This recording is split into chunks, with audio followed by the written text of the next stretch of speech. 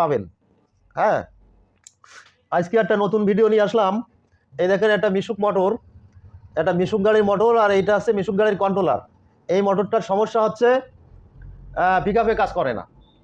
আমরা এই মোটরটা যখনই গাড়িতে লাগাচ্ছি, পিক আপ দিলে আপনার কিছু সময় মোটরটা চলে আবার পিক আপটা ছেড়ে দেয়, লোড নেয় না, কিছু সময় ভালো চলে, বন্ধ হয়ে যায়, পিক আপ ছেড়ে দেয়। এখন এই মোটরটার পিছনে আমরা 2 দিন যাবৎ চেষ্টা চালাচ্ছি, আসলে রোগটা কোথাও খুঁজে পাচ্ছি না। অবশেষে আমরা রোগটা পেয়েছি।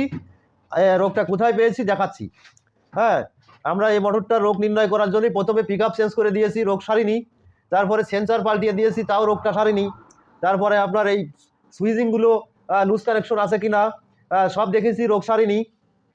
তারপরে আপনার কন্ট্রোল বক্সের যে পার্সের যে মাপজবগুলো, সিস্টেম আইসি সব চেক দিয়েছি, কোনো জায়গায় কিন্তু এই রোগটা পাইনি। অবশেষে রোগটা পেয়েছি।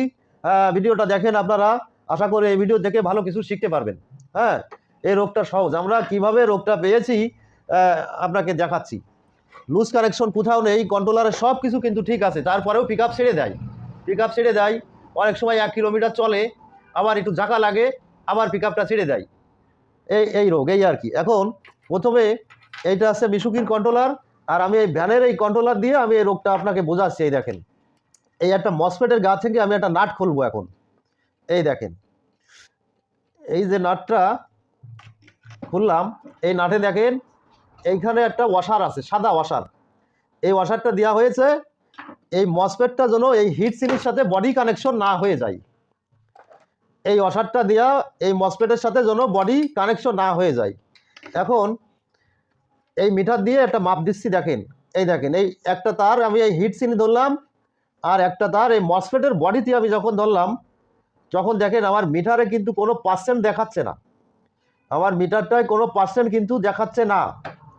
এখন এই কন্ট্রোলারটাই দেখেন, এই কন্ট্রোলারটায় আমি এই যে একটা তার হিট সিনে ধরলাম, আর একটা তার এই মসফেটের গায়ে আমি ধরলাম। এই দেখেন, এখানে একটা শর্ট দেখাচ্ছে, দেখেছেন? এইখানে একটা শর্ট দেখাচ্ছে। এই শর্টটা কিভাবে হলো? এই শর্টটা হলো এই যে নাটের ভিতরে যে ওয়াশারটা দিয়া, এই ওয়াশারটা কিন্তু গরম হয়ে গলিয়ে গেছে, অথবা ভেঙে গেছে, নষ্ট হয়ে গেছে। যাওয়ার পরে এই মসফেটটা হিট সিলির সাথে বডি হয়ে গেছে। আর মিশুক গাড়ির বডি আর্থিং থাকে, অনেক সময় এই বডিতে কারেন্ট থাকে, যে কারণে এই বডি আর্থিংয়ের সাথে ওই কারেন্ট যখন অ্যাডজাস্ট হচ্ছে, তখন মোটরটা চলছে না, পিক আপ ছেড়ে যাচ্ছে, ঝাঁকা দিচ্ছে, নানান রকম সমস্যা হচ্ছে। তাই আমি এখন এটা ঠিক করে মোটরটা চালু করে দেখাচ্ছি। হ্যাঁ, এই শর্টটা আমি এই দেখেন আরও একটু সহজ করে দেখাই। এই হিট সিনি ধরলাম, আর এই যে মোটরের কানেকশনে ধরলাম। এই দেখেন, এই দেখেছেন, এখানে কিন্তু একটা শর্ট দেখা যাচ্ছে। এই দেখেন, এখন এই শর্টটা আমি ছাড়িয়ে দিব। আমি রোগটা আগেই খুঁজে বাইর করে রাখিছি। আমার এই মাথার এই মসফেটের এইখানে কিন্তু ওই প্লাস্টিকের ওয়াশারটা এই নাটের সাথে নাই, যে কারণে ভাঙা। এখন আমি ভালো ওয়াশার দিয়ে লাগিয়ে দেখবো যে সমস্যাটার সমাধান হয় কিনা। এই যে খুলে ফেললাম। এখন আমি আর একটা ভালো ওয়াশার এই যে নিলাম। এই দেখেন, এই নাটটার সাথে ওয়াশার যুক্ত আছে ভালো, এইটা এখন লাগিয়ে দিব। এই যে এইটা লাগিয়ে দিলাম সুন্দর করে, এই লাগানো হয়ে গেল। এখন দেখতে হবে যে বডিটা আছে কিনা। যদি বডি থাকে তাহলে আমার আরও কিন্তু ওয়াশার চেক দিতে হবে সবগুলো। যাই হোক, ইনশাল্লাহ আমি এই যে মাপ দিয়েছি, এই একটা, আর কিন্তু বডি নেই। দেখেন, এখানে আর কিন্তু বডি দেখাচ্ছে না।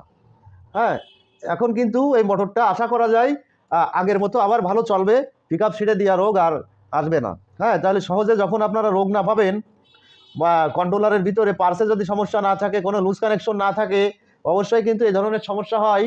যেহেতু এই ওয়াশারগুলো প্লাস্টিক দিয়ে তৈরি, ওভার হিট হয়ে যায়, কন্ট্রোলার যে কোনো সময় গলিয়ে যায়, ভেঙে যায়, যার ফলে এই মসফেট কিন্তু এই বডি হয়ে যাবে। বডি হয়ে যাওয়ার পরে পিক আপ ছেড়ে দেবে, আপনার মোটরে লোড নেবে না, এরকম কিছু সমস্যা আসতে পারে। তো যাই হোক, এখন মোটরটা চালু করে দেখাই। পরবর্তীতে এর থেকে আরও নতুন ভিডিও নিয়ে আসবো, যা থেকে আপনারা অনেক কিছু শিখতে পারবেন। আমি এখন এই চার্জার দিয়ে একটু লাইনটা দিলাম, দেওয়ার পরে এই যে পিক আপের সংযোগ আমি আগেই লাগিয়ে রাখছি। এই দেখেন, ইনশাল্লাহ মোটরটা এখন কিন্তু ওই শুধুমাত্র সমস্যা ছিল ওই ওয়াশারটাই, অনেক সুন্দরভাবে মোটরটা কিন্তু চালু হয়ে।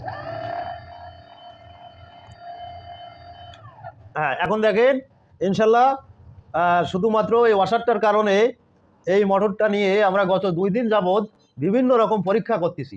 একবার পিক আপ পাল্টাচ্ছি, ওয়ারিং চেক করতেছি, ব্যাটারি কানেকশন দেখতেছি, কন্ট্রোলারের সিস্টেম আইসি, যা কিছু, কোথাও কোনো রোগ পাচ্ছি না। রোগটা পেলাম আপনার এই হিট সিনির ওয়াশারটা নষ্ট, প্লাস্টিকের ছোট্ট একটা রোগ। এই কারণে অনেক সময় কন্ট্রোলারটা বাদও যায় ভাই। তাহলে আপনারা এই জিনিসটা জেনে রাখলেন। আশা করি ভবিষ্যতে এই ধরনের সমস্যা হলে আপনারা এগুলো চেক দেবেন।